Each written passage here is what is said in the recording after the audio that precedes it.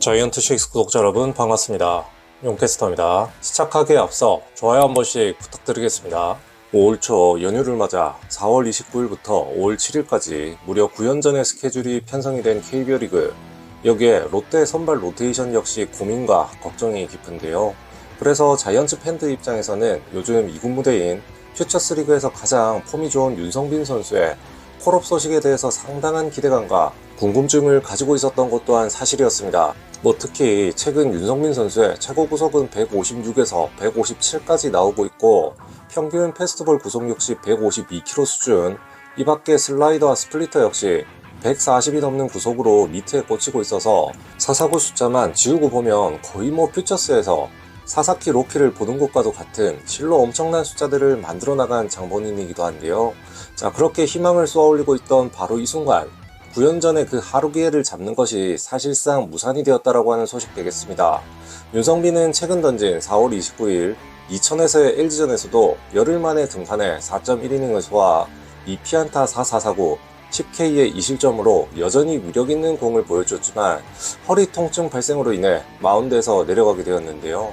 진단 결과는 우측 광배근 손상, 재활기간은 1주 판정이지만 시기가 시기니만큼 윤성빈에게 언제 다시 찾아올지 모르는 운명의 9연전의 단 하루 기회가 사실상 그렇게 불발이 되었습니다.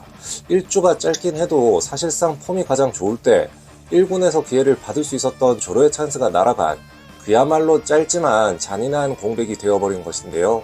17년도 롯데 1차 지명 투수로 어느덧 프로 9년차를 맞이한 윤성빈에게 이번 부상 소식은 보여줄 수 있는 시기에 맞았던 청천벽력과도 같은 소식. 그럼에도 롯데 팬들은 묵묵하게 기다리며 응원할 수밖에 없겠는데요. 아무쪼록 다시 건강한 모습으로 비록 이번 9연전 내 등판이 아니더라도 자신이 가지고 있는 최고의 공을 팬들 앞에 보여줄 수 있는 그날을 기대해 보겠습니다. 이것으로 롯데는 역시 윤성빈이 아닌 또 다른 대안을 찾아야 되는 상황인데요. 이에 롯데 수장 김태형 감독은 최근 언론사와의 인터뷰에서 주영강 투수코치와 상의를 해봐야 된다라고 응답. 2군에서 임시 선발을 올리지 않는다면 기존 선발 투수 중에 2명이 나흘 휴식 후 로테이션을 소화시켜야 되는 상황이 나오겠는데요. 물론 최근 멘탈이 터지며 1군 마운드에서 내려간 김진욱이라고 하는 대안이 있을 수도 있겠지만, 김진욱 선수 역시 최근 등판한 4월 26일 기아전에서 3.1이닝간 2피 홈런을 포함한 8피안타 2사사구 5K의 6실점 피칭으로 상당히 난타당한 전력이 있습니다. 메카닉 쪽보다는 아무래도 선수 스스로 흔들리는 멘탈 쪽에서 이 불안감을 진단한 김태형 감독의 시선으로 볼 때 당장에 다시 김진욱 카드를 만지는 건 어려울 듯한데요.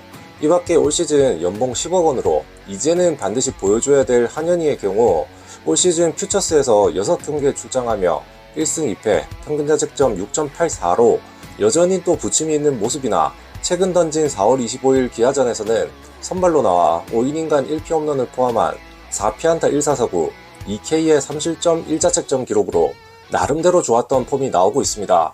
어찌 보면 가장 가능성 높은 대안이 될 수 있겠는데요.